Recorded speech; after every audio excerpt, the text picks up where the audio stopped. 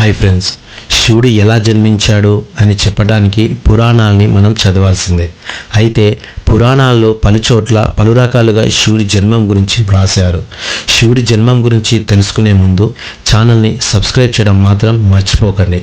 శివపురాణం, విష్ణు పురాణం ఇలా ఏదైనా కావచ్చు, ఏ పురాణం తీసుకున్నా శివుడి యొక్క జన్మం గురించి వ్రాశారు. కానీ ఒక్కో పురాణంలో ఒక్కో విధంగా రాయడం విశేషం. ఏది ఏమైనప్పటికీ శివుడి జన్మ ఎలా జరిగిందనే అంశంపై నమ్మదగిన కొన్ని పురాణాలని ఇప్పుడు మనం ఒకసారి పరిశీలిద్దాం. తొలుత శివపురాణాన్ని తీసుకుందాం. ఈ పురాణం ప్రకారం శివుడు జన్మ స్వయంగా జరిగింది అంటారు. అనగా శివుడికి తల్లిదండ్రులు లేరు, అందుకు ఆయనను స్వయంభువు అంటారు. పంచభూతాలని శివుడు అందుకే కంట్రోల్ చేయగలడు. దీంతో శివుడికి మృత్యువు అనే భయం కూడా లేదు. విష్ణు పురాణం ప్రకారం విష్ణువు నుదుటి నుంచి వచ్చిన తేజస్సు కారణంగా శివుడు జన్మించాడు. శివుడు నాభి భాగం నుంచి బ్రహ్మ ఉద్భవించాడు. శివపురాణంలో విష్ణువు జన్మ గురించి వ్రాసి ఉంది.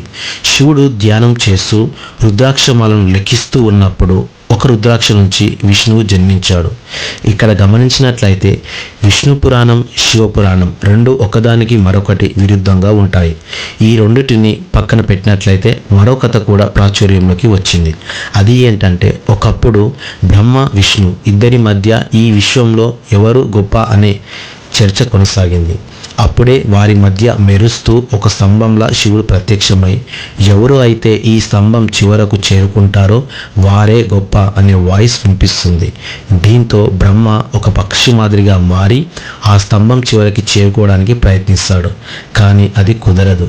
విష్ణువు వరాహ అవతారం ఎత్తి స్తంభం చివరికి చేరడానికి ప్రయత్నిస్తాడు. కానీ అది కుదరదు. దీంతో బ్రహ్మ, విష్ణువు ఇద్దరు ఓటమిని అంగీకరిస్తారు. దీంతో శివుడు స్తంభంలో నుంచి ప్రత్యక్షమవుతాడు. విశ్వంలో శివుడే గొప్ప అని విష్ణు, బ్రహ్మ ఒప్పుకుంటారు.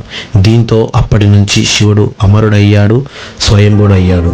శివుడి ఆశీర్వాదం మీ అందరికీ ఉండాలని మనస్ఫూర్తిగా కోరుకుంటూ, నా ఎక్స్ప్లెనేషన్ మీకు నచ్చినట్లయితే ఛానల్ని సబ్స్క్రైబ్ చేసి సపోర్ట్ చేయండి. మీ ఫ్రెండ్స్ అండ్ ఫ్యామిలీకి షేర్ చేయండి.